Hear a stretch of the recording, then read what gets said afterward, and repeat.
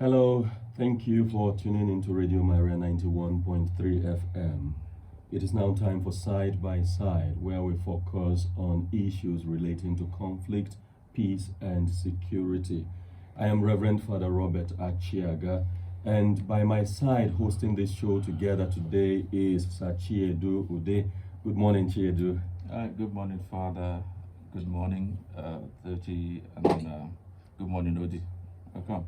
Thank you very much. Now, the federal government of Nigeria declared today, the 2nd of May, and tomorrow, the 3rd of May, as public holidays to mark the 2022 Workers' Day and Eid al-Fitr celebration. Ramadan fast, which was to end yesterday, Sunday, continued because Nigeria, including some Gulf states like the United Arab Emirates, Kuwait, Qatar, and Bahrain, did not sight the moon.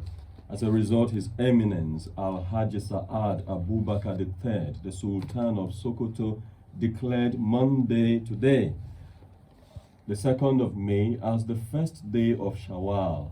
Today is therefore that day when Muslims in Nigeria and other places in the world celebrate Eid al-Fitr. We want to say Eid Mubarak to our friends, especially Imam Fuad Adeyemi, who has been on our show a couple of times, Imam Umar Yanda, Mustafa Muhammad, my friend, who is listening to us currently, Hajia Fatima Madaki, and the whole of our household. Indeed, we say Eid Mubarak to all Muslims in Nigeria and beyond. There have been lots of beautiful messages marking the Eid celebration. President Muhammadu Buhari, in his Eid message, for example, says, "The end to terrorism is nigh." For Vice President Yemi Osinbajo, Nigerian workers laid the foundations of the country's sovereignty and freedom with their blood and tears and have continued to nurture them till this day with their sweat and zeal. That's a very positive message for the Nigerian worker. The Minister of Interior, Rauf Aregbesola, on the Eid celebration said, "The self-restraint, self-denial, sacrifice, and deep spiritual consciousness that accompanied the fasting period should not end, but be maintained and improved upon, in order to be a better person and true worshipper." That too is a very positive message that we believe can improve peace in Nigeria. Again, happy Eid al-Fitr to all Muslims in Nigeria and beyond. May Allah grant us all more peace in Nigeria. We have also seen headlines about interreligious solidarity marking the Eid celebration. In Kaduna, for instance, Christ Evangelical and Life Intervention Ministry, led by its General Overseer of the Church, Pastor Yohana Buru, distributed new clothes, food items, and cash gifts to Muslim orphans and widows for the 2022 Salah celebration over the weekend. I mean, that is quite some feat in interreligious relations. We encourage us to do this. If it is time for Christmas, Muslims too will do the same, and will have better interreligious relations. Chiedu, apart from Eid al-Fitr celebration, we also have a public holiday today to allow workers to relax as they mark Workers' Day, right? Yes, Father.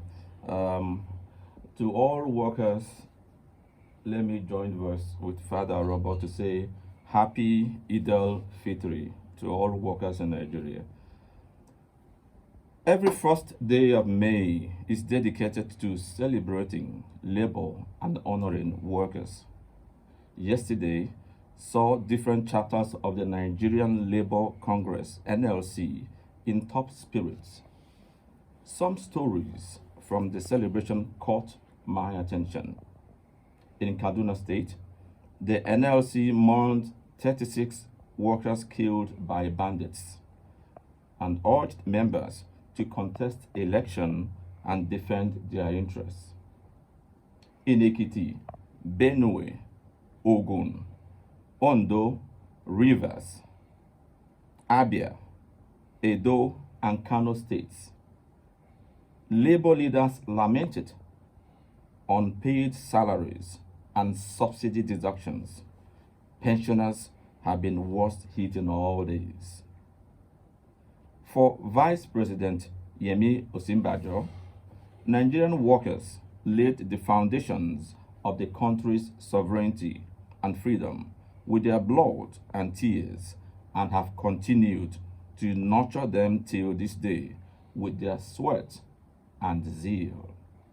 Meanwhile, in Edo State, Governor Obaseki announced an increase of minimum wage to 40,000.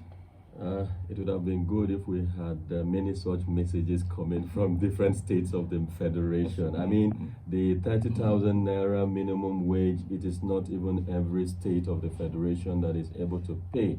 But here we go with the governor of Edo State announcing an increment of 10,000 naira to the federal minimum wage. So workers in Edo State will celebrate Workers' Day knowing that their take-home has been increased. Congratulations to Governor Obaseki and the workers of Edo State.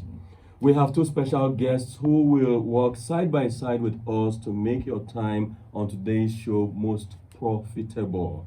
I have in the studio Tochukwu Ohazuruike Esquire. He's a development advocate, director, Legal and Documentation Center for Transparency Advocacy. You're welcome, sir. Thank you so very much. Also, we are joined by Dr. Odi Ajike, National Security Expert.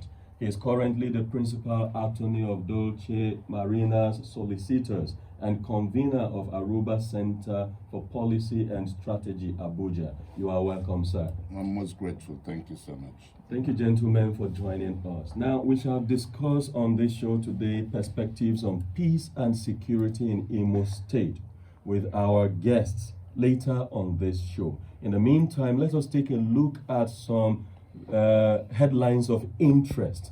Sir Chiedu, you will do us the honor of taking us through the headlines that are making the rounds. Okay, let's begin with the foreign scene. Ukrainian police have received more than 7,000 missing persons reports since the start of the Russian invasion. Poland bears Russia, sends Ukraine T-72 tanks, Thunderbolt, and others. This is a serious development because Russia had earlier warned that any country, especially in the European Union, that supplied lethal weapons to Ukraine in the ongoing war would face the consequences of such action. As many ambassadors left town, the Pope's emissary remained in Kiev. Some embassies in Kiev shut down in mid-February, and their diplomats left Ukraine well before the Russian war started in earnest. Many packed up and left Ukraine's capital a few weeks later, some moving their operations west and away from the fighting. Through it all, the Vatican's diplomatic mission stayed put. Archbishop Visvaldas Kulbokas, the Holy See's ambassador to Ukraine, said that as long as there was a city standing, he would stay. Bishops and priests, they stay with the people. I stay with the people because it's part of my identity, he said. Food prices beyond many in Cameroon's Anglophone region. Peaceful protests 5 years ago led to a brutal crackdown by security forces, resulting in separatists taking up arms against the central government. Most businesses in Bamenda, the northwest capital, have been shut down and relocated to safer areas after the kidnapping of many business people. Some have also had their places of business burnt down. The ongoing crisis in the northwest and southwest regions of Cameroon, coupled with the effects of the COVID-19 pandemic and the Russian invasion of Ukraine, has pushed the price of stable foods beyond the reach of many. Guinea to move to civilian rule in 3 years. Colonel Mamadi Doumbouya leads a military junta that came to power after a coup in September last year. Many Guineans initially welcomed the coup, but there has been growing discontent as the military junta failed transition to civilian rule. ECOWAS had set last Monday as deadline for the army to give its timeline for the transition to face immediate sanction. The deadline was missed, but the junta asked for more time. On Saturday, its leader announced that the junta was considering a transition period of between 18 to 52 months, with a 39-month period, 3 years and 3 months being the median proposal. Okay, let's take a closer look at these foreign headlines that Chiedu has just given us. Let's begin with the Ukrainian crisis. In Ukraine, as you are all aware, Russia undertook what it called a military operation, which is actually a war. And there have been so many losses. This headline says over 7,000 persons are missing, and that is the official record of the Ukrainian police. This is just one of those aspects of the losses that accrue from war. You can wonder what will happen in a country like Nigeria, where communication is a bit more difficult than places like Ukraine. So if we have 7,000 people missing, that casts a lot of dark shadows over the war, and then it makes us think twice. In Nigeria, where there are simmering conflicts here and there, doesn't it? Well, thank you very much, Father. The Ukrainian armed conflict, as the Pope said, is a retrogression of humanity. The Russians call it a special military operation. And we know that in international politics, there is usually no morality. States do what they do for their self-interest. But I believe that the intensity or the magnitude of that armed conflict in Ukraine is being, propelled by the West. It's being propelled by the West. The theater of conflict is in Ukraine, and I think that Ukrainians should be bold enough to let the West know that they shouldn't be misled as they have been misled into a war with a world power like Russia. Russia is very revisionist. And looking at Putin, you always know one thing, that Putin uses force to mask weakness. He's doing all that he can to expand the frontiers of the old Soviet Union. But I believe that, yes, as the Pope said, it's a retrogression of humanity. I accept that, and I think the world should do whatever they can, not to fuel the conflict in Ukraine, but to find ways for peace and to find ways, for Russia to be rolled back from Ukraine. It's not by the smart sanctions on Russia or targeting certain oligarchs. The oligarchs in Russia, they all live outside Russia. They all live outside Russia because the economy of Russia is more or less an extractive economy. So the oligarchs live outside Russia. They've been targeted well enough by the Western world. And today I heard America says that the aid they are pushing to Ukraine will be from assets of the oligarchs seized by the United States and other Western countries. But I think the best thing to do in terms of human lives, the loss of human lives, the best thing to do is to find a way to slow down the tempo. It's not by the smart sanctions. Russia military are known to flattening cities, indiscriminate attacks. They don't care. That is what they are known for. We've seen that happen in Chechnya. We've seen the support they've given to Assad in Syria. And we should know that they are ready to go on and on and on and on. With the system of the United Nations Security Council, it will be very difficult to hold them back. But let's appeal to them. The world should appeal to them. Let them see what they're doing is wrong and the devastation on humanity. The world should appeal to them so that this devastation of not just property but also our humanity is halted. Pastor Ohazuruike, I am thinking about the number 7,000, that is of missing persons according to the Ukrainian police. And I am saying that in Nigeria, we have people who are not just missing, people who are under captivity, so to speak. People kidnapped, people abducted by bandits in different parts of the country. Maybe we should also talk about how our country shows concern about these people, the efforts in place as regards bringing them back. The latest and the most topical now concerns those passengers who are abducted from the train that was halted, the Abuja-Kaduna bound train. Some of them are still in captivity. And we heard last week that one of the women even gave birth in captivity. So how do you assess the level of dedication of the state toward bringing back those that are not merely missing, as in the case of Ukraine, but people we know are under captivity, are alive, and we are duty-bound to bring them home? Thank you very much, Father.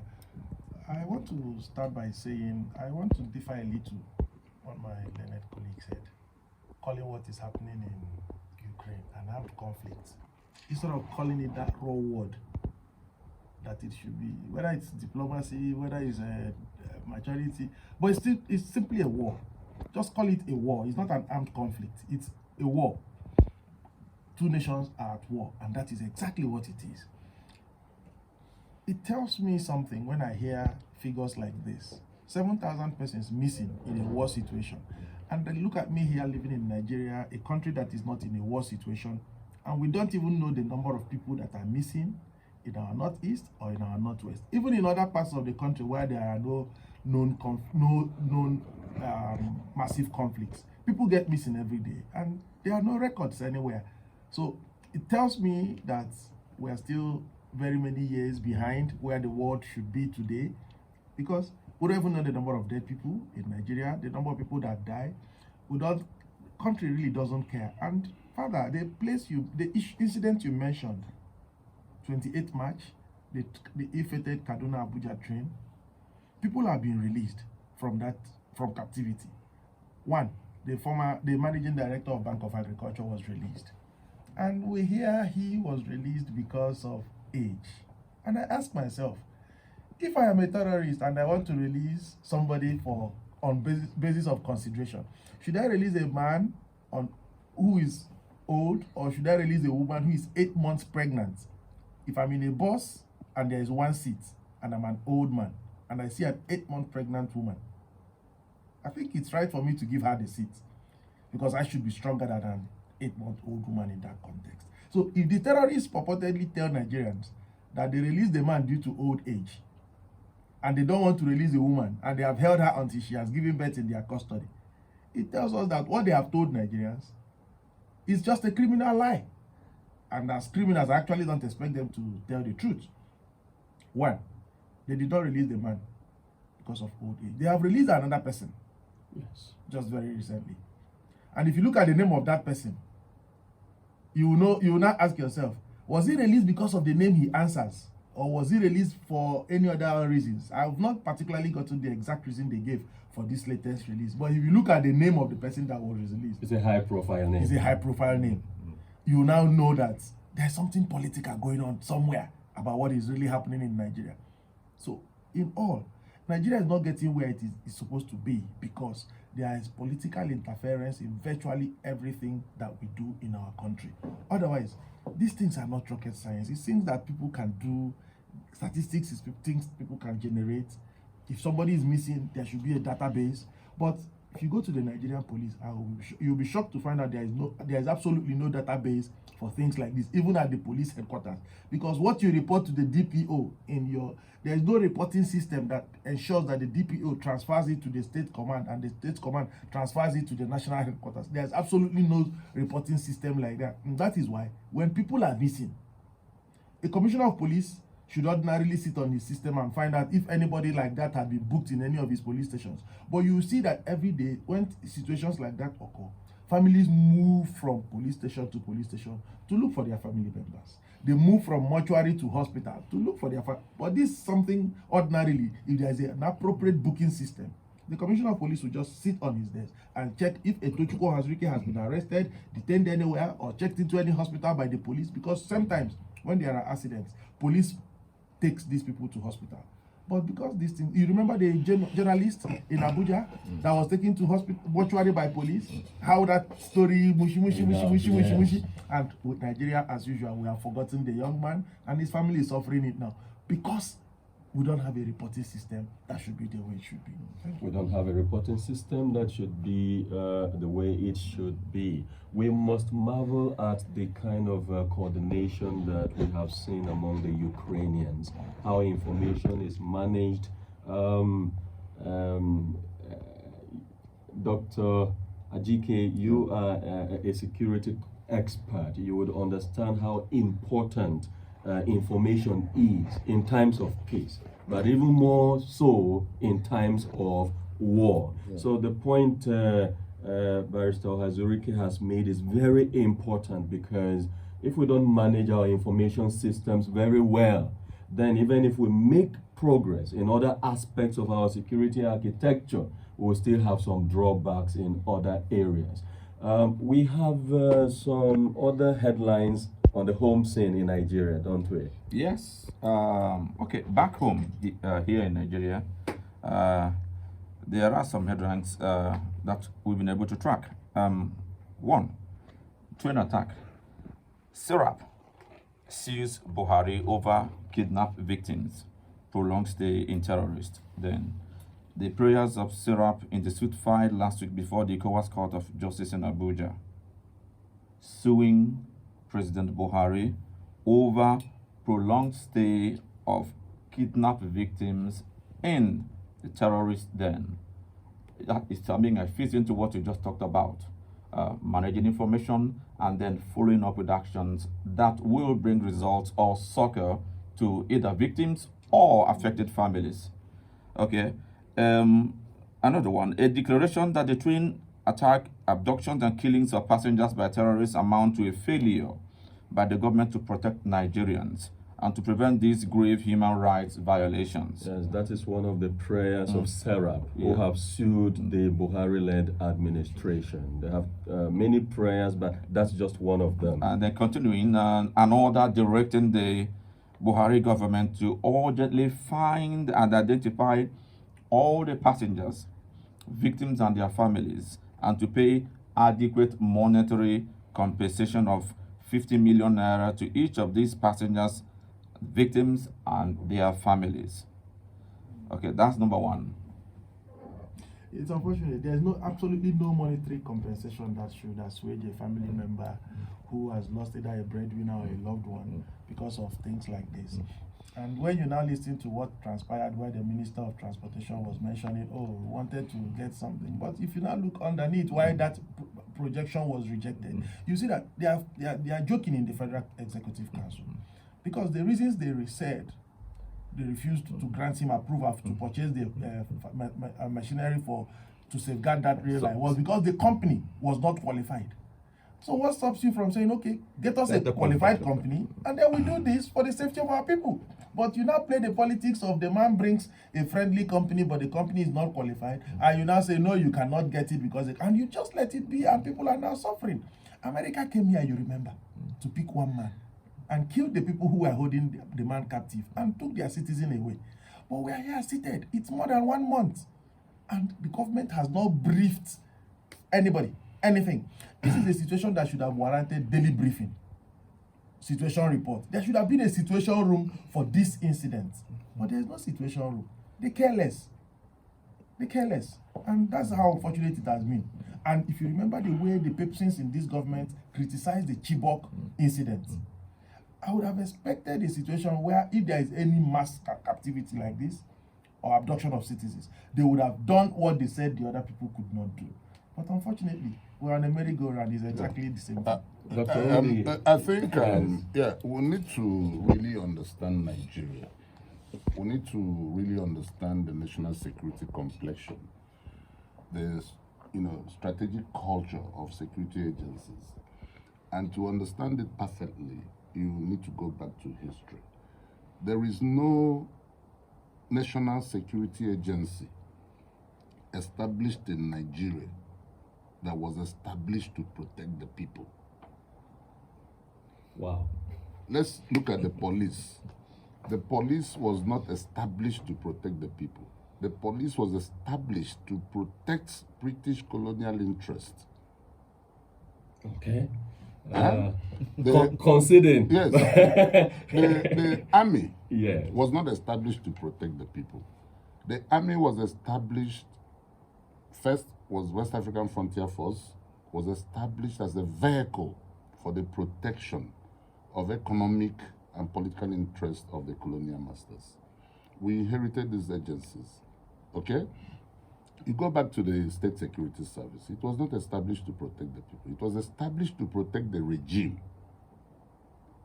So every national security agency in Nigeria was established to protect the regime, first and foremost, and not the people. And that is why at independence in 1960, none of these agencies supported Nigerians in the struggle for independence. The army never fought along with us.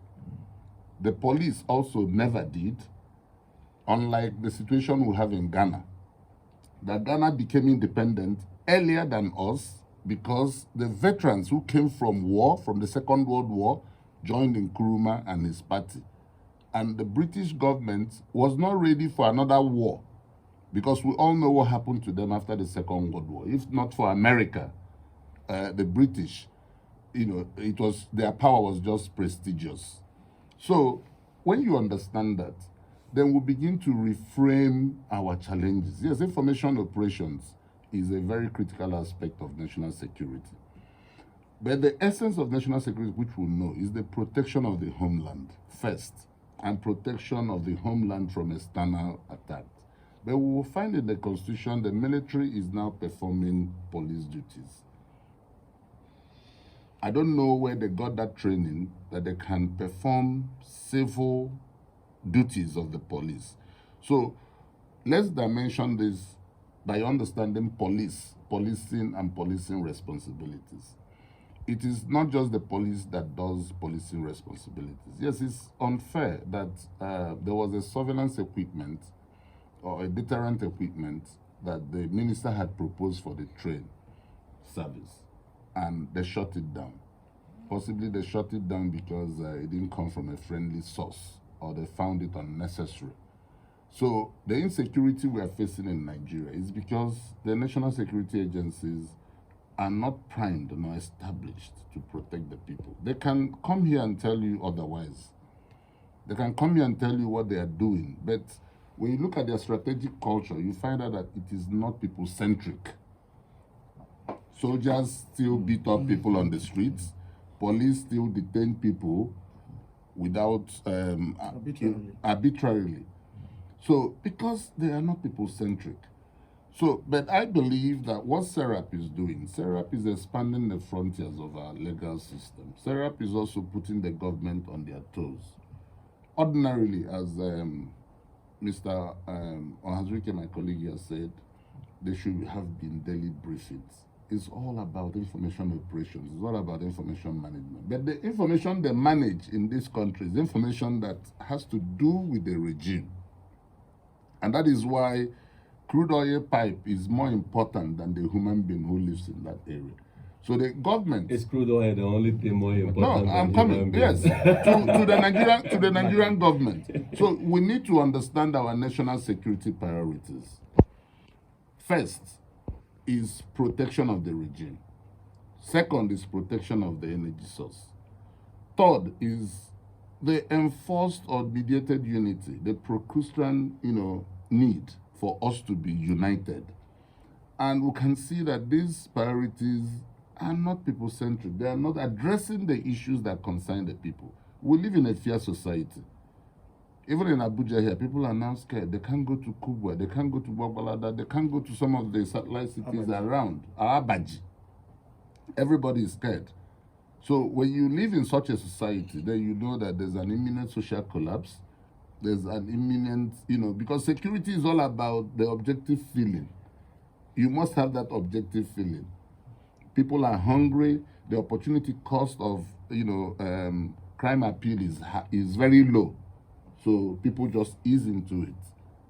So, anyway, there's another headline that relates to efforts by the Nigerian government, the Senate to be specific as it concerns handling the question of kidnapping in the country.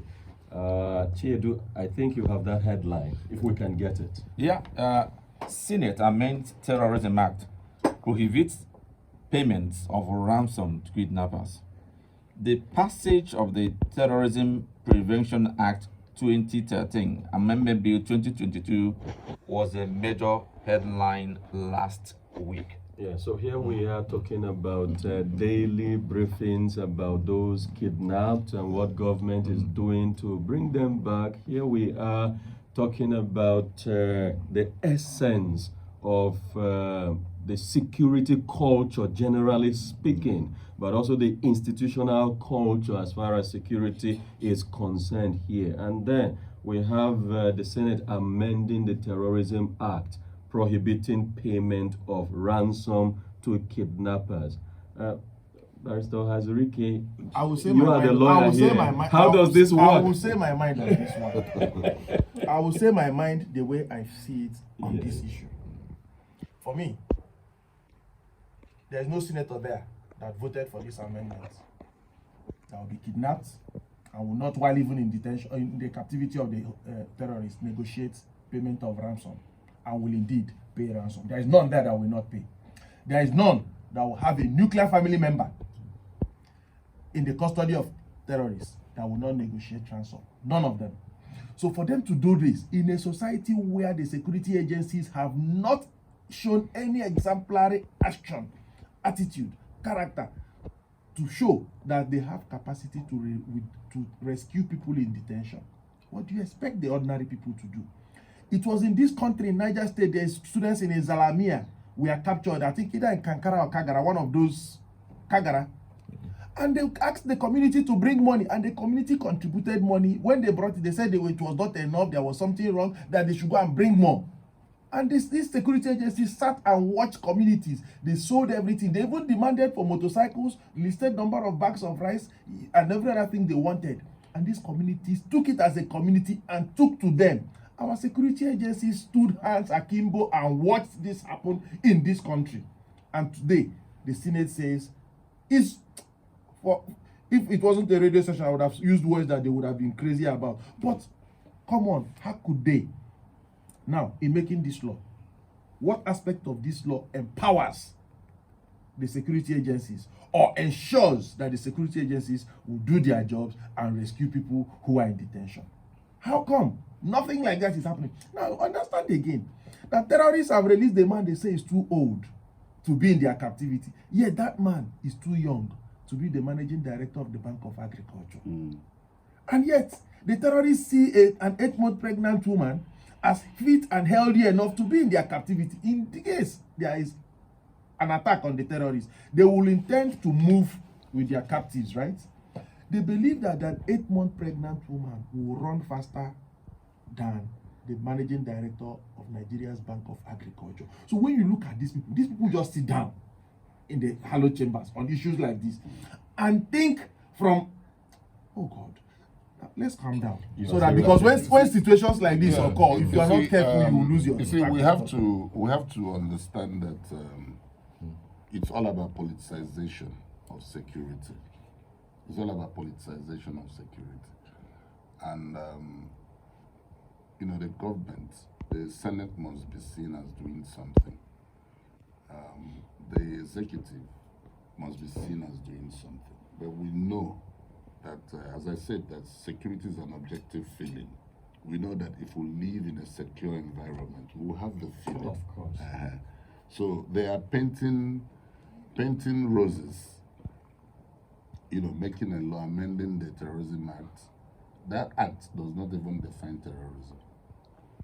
That particular act has no definition of terrorism. So amending it to say that people should not pay ransom.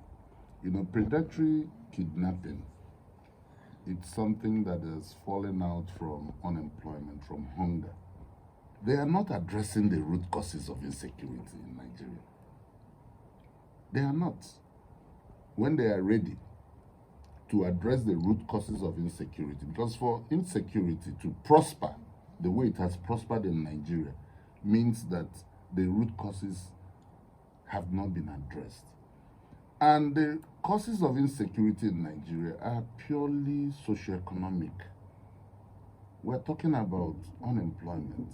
We're talking about hunger. We're talking about poverty. We're talking about primitive economies around. Go to the northeast. The economy is so primitive. There's absence or dilapidated infrastructure in the place. And the government has refused to acknowledge that they are the cause of this insecurity. Why am I saying this? First and foremost, the government must acknowledge that they are the cause. You remember the 9/11 saga in the United States, incident in the United States. The government of the United States acknowledged that they were responsible, that it was failure of interagency collaboration, that they got the intelligence, but due to piping and poor interagency collaboration, it happened. When you acknowledge responsibility, the people will accept it, and the people, empirical sovereignty is with the people will support you. It's only in Nigeria that the Nigerian army is fighting in the northeast, and they are fighting alone. The people are not interested. The people are only interested when it has to do with other zones where the army is doing a mop-up operation or a stabilization operation. So let's forget about what the Senate is doing. We know it is a way of trying to show that the legislature is also contributing their own quota to calm down or curb insecurity in Nigeria. Dr. Ajike, I would tell you that you are not the only person who has some reservations about this development concerning the passage of this bill. I have spoken with a couple of some of your learned colleagues, and they feel the same way. But let us move on, because some of the issues we are going to discuss, some of the issues that will be raised in the discussion segment that we'll shortly move into may bring us back to issues like this, and then we'll have opportunity to say more. There is one more headline left, which also was making the rounds last week, and this concerns Imo State. Yes. Imo moves to end illegal refining after explosion. Recall that Imo State was thrown into mourning on Friday, April 22, 2022, following a fire outbreak from an illegal oil refinery at Abeji Forest, which led to the death of over 400 persons. So we're still back to the whole question of elite security and regime security. Who owns this illegal oil refinery? Are you going to know? Maybe not. Who takes responsibility for the deaths? Over 110 persons. The mass burial was last week. Who takes responsibility for all of that? They must take government. The environment has been polluted. Is somebody going to pay in some way? Is the law going to hold someone responsible for this? Maybe not. There have actually been worse occurrences, situations in the country, and you don't see someone being held responsible for that. But you all are from Imo State, so tell me, how does this play out? You know, after the explosion at the illegal refinery, an official of Imo State government got to the scene and declared someone wanted. That the government has declared the owner of the illegal refinery wanted. What does that tell you? What it should tell you, what that should tell you is that they know the operator of the illegal refinery. Knowing the operator and keeping quiet until it led to the deaths of hundreds of people means that the government is culpable. Within their territory, this illegal refinery has been functioning. And all they said was that people came from Bayelsa and Rivers State and they're operating the refinery. It's very unkind. It's very unkind. And they knew. The government official who visited the scene is also from the area. He's a grassroots politician from the area. And there's no way he will come to tell the world that he was not aware. So they were aware and they kept quiet, only to declare the operator of the refinery wanted upon the death of hundreds of people. That shows how unkind government is. For everything can happen within the state, as long as it does not affect the legitimacy of the government doesn't care about it.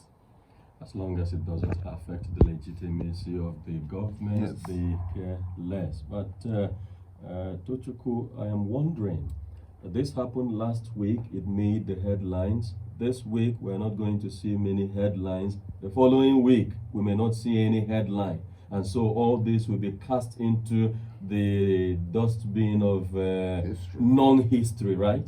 Yeah. There are two books in Nigeria that amaze me usually. One, we will bring the perpetrators, we will bring the criminals to book. You see that book not referred to. That book has nothing is inside, nothing has been written inside it, but everything has been referred to it. And then, secondly, the history book of incidents that happened in Nigeria. Now, that has happened. 110 people at least burnt to death. Mass burial conducted. That is the end of it. That incident has now been transferred to our history book and consigned there. Nobody makes reference to it anymore. The government, I can tell you, has not learned any lesson, will not learn any lesson, and will not take any action. That is not the only operational illegal refinery in Imo State. So other illegal refineries are still operating, known to the government. Now, you cannot tell any keen watcher of events in the society that there is a business point or an illegal refinery which holds at least 100 persons at the same time. Note that not all the persons who were gathered there died, because there were still other eyewitnesses. If you had read the reports, you would have heard eyewitness reports of even the young man that tried to climb a tree. The fire still caught up with him up there on the tree till he fell and got burnt. So there were at least one person, you understand, who survived. So if such a business, and look at the thing is, tankers go there, fetch fuel, move out. Vehicles go there with containers, all types of vehicles move in there, fetch fuel and go out. Government knew about these things. And if you trace it clearly, persons in government were getting direct benefits, financial benefit from the operation of that particular illegal refinery, and indeed all other illegal refineries in Imo State. But what will happen? Nothing will happen. It will continue like just nothing happened. That's our society. Because within the next 7 days, another big story will happen, and we will follow the trend and leave the stale news. Yeah, it has already become stale news. Unless the media continues to keep a particular issue on the front burner, like the Kaduna train incident, very soon something else will happen, and maybe 120 people will die somewhere in Kaduna, and we'll be like, oh, even the people in Kaduna train, they are still alive, theirs is better. Let's focus on the dead ones. And before you know it, elections will come around, primaries will happen. Primaries will begin to happen by Saturday of political parties. And by then, we won't have time. Nigeria won't have time to discuss these issues. Everybody will be focused on the primaries. And that is our country for us. As we prepare for the political primaries, let us remember that the primaries that matter the most are those that have to do with the security and safety of lives of our people. We will take a short break, and when we come back, we shall go right into the discussion segment of today. Don't go away.